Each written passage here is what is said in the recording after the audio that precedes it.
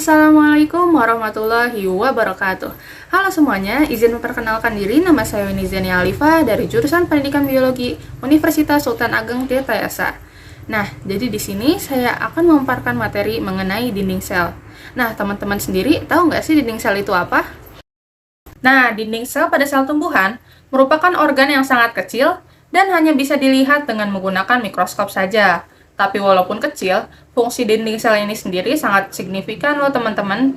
Dinding sel termasuk ke dalam organel sel yang sangat penting dan hanya terdapat pada tumbuhan, jamur, alga, dan juga bakteri. Nah, sedangkan kita manusia dan hewan tidak mempunyai dinding sel. Selain itu, fungsi dinding sel pada setiap makhluk hidup itu berbeda-beda loh teman-teman. Nah, komponen dinding sel bagi setiap makhluk hidup itu bergantung pada golongan organisme yang bersangkutan.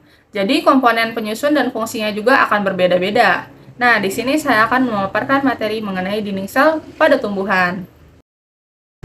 Nah, apa sih dinding sel pada tumbuhan itu? Jadi, dinding sel pada tumbuhan adalah organel yang bersifat permeabel. Dinding sel ini memisahkan bagian dalam sel dari lingkungan luar sel. Selain itu, dinding sel juga memiliki peran untuk menjaga bentuk sel dan sebagai perlindungan untuk organel lainnya di dalam sel. Nah, dinding sel pada tumbuhan hanya terdapat pada tumbuhan eukariotik, fungi, dan beberapa tumbuhan prokariotik. Susunan dinding sel itu sendiri berbeda-beda pada setiap organisme tergantung zat penyusunnya.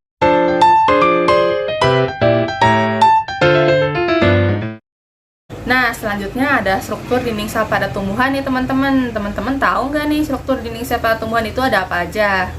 Nah, jadi dinding sel tumbuhan itu berlapis-lapis dan terdiri dari hingga 3 bagian. Nah, lapisan terluar itu ada lamela tengah, lapisan yang kedua itu ada dinding sel primer, lalu lapisan yang terakhir itu ada dinding sel sekunder.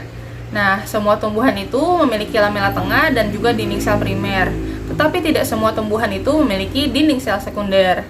Nah, kita bahas dulu nih yang pertama. Yang pertama itu ada lamela tengah. Nah, lapisan dinding sel luar ini mengandung polisakarida yang disebut juga sebagai pektin.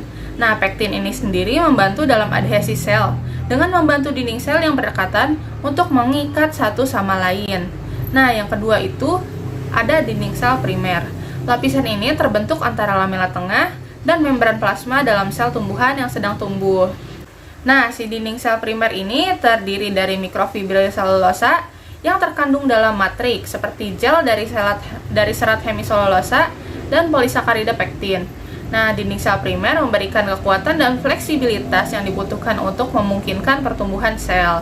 Nah, selanjutnya ada dinding sel sekunder. Lapisan ini tuh terbentuk antara dinding sel primer dan membran plasma di beberapa sel tanaman. Setelah dinding sel primer berhenti membelah dan tumbuh, si dinding sel primer ini menebal untuk membentuk dinding sel si sekunder ini. Lalu lapisan kaku ini memperkuat dan menopang sel. Selain selulosa dan hemiselulosa, beberapa dinding sel sekunder mengandung juga lignin.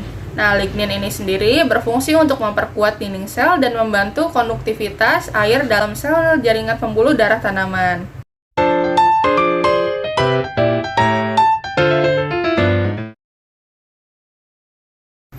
Lalu selanjutnya ada fungsi dinding sel pada tumbuhan. Teman-teman tahu nggak sih fungsi dinding sel pada tumbuhan itu ada apa aja? Jadi, fungsi utama dinding sel pada tumbuhan itu ada 3. Jadi, fungsi yang pertama itu ada melindungi sel dari bahaya. Bagi tumbuhan, dinding sel itu berguna untuk melindungi sel dari bahaya dan juga ancaman. Tumbuhan tidak bisa berpindah atau bergerak bebas dalam menghadapi bahaya, sehingga membutuhkan perlindungan khusus untuk menjaga kebutuhan sel-sel yang ada di dalam tubuhnya. Nah, si dinding sel tumbuhan ini yang kaku dan keras mampu memberikan perlindungan dan gangguan patogen dan mikroorganisme berbahaya lainnya. Kemudian, si dinding sel ini juga mempunyai salah satu bentuk fungsi dinding sel sekunder. Lalu fungsi yang kedua, untuk memberikan kekuatan tumbuhan.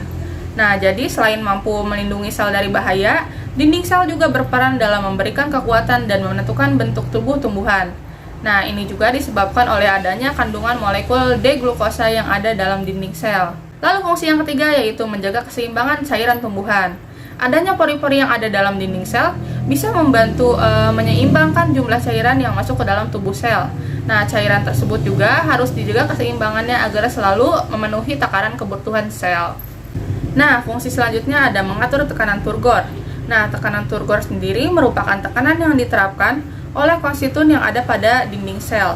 Nah, dinding sel akan mengontrol jumlah atau kadar air dalam sel sehingga sesuai dengan tekanan osmotik pada sel tumbuhan. Nah, oleh karena itu, tekanan turgor ini berperan dalam mengembalikan kondisi sel akibat tekanan osmotik tersebut. Dan tekanan osmotik dan tekanan di luar sel akan seimbang dan sel tidak akan mudah pecah.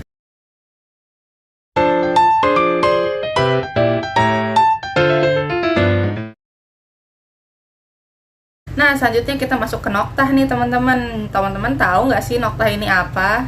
Nah, jadi noktah sendiri merupakan suatu bagian dari dinding sel yang tidak mengalami penebalan.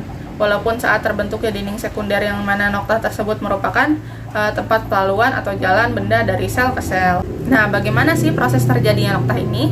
Jadi, pada waktu sel masih hidup dan belum mengalami penebalan, dinding selnya masih tipis dan dapat ditembus oleh benang-benang plasma yang disebut juga sebagai plasmodesmata. Nah, selama proses penebalan dinding sel berlangsung, si plasmodesmata ini menerobos dinding sel yang masih menjadi aliran plasma, sehingga tempat-tempat tersebut tidak mengalami penebalan.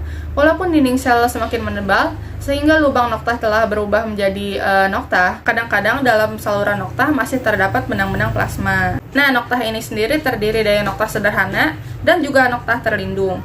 Nah, noktah sederhana merupakan noktah yang dinding sekundernya berakhir tepat di tepi lekungan yang dibentuk oleh lapangan noktah primer. Nah, yang kedua ini ada noktah terlindung. Noktah terlindung sendiri merupakan noktah yang dinding sekundernya melebihi tepi lekungan lapangan noktah primer, sehingga terdapat bagian terlindung atau bertepi khusus.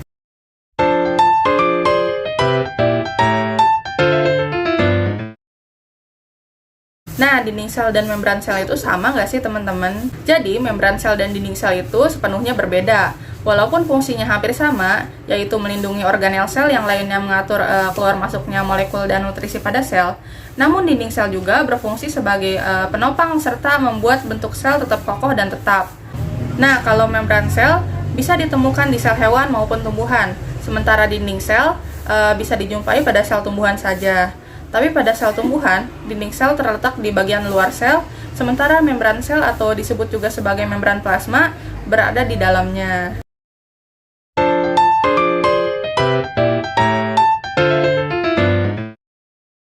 Nah, selanjutnya ada pembentukan dan pertumbuhan dinding sel. Teman-teman tahu nggak sih pembentukan dan pertumbuhan dinding sel itu kayak apa? Jadi, pertumbuhan dinding sel dimulai dari pembelahan inti sel, atau yang biasa disebut juga sebagai karyokinesis. Nah, pada saat karyokinesis ini, mikrotubul yang ada di sekitar kedua inti ini berkaitan dengan Re untuk membentuk struktur fagmoplas. Lalu, mikrotubul juga bertugas untuk menahan vesikula-vesikula yang membawa bahan untuk membuat lamela tengah. Lalu roset yang ada di sekitar membran sel juga mensintesis selulosa untuk membentuk dinding sel primer yang baru.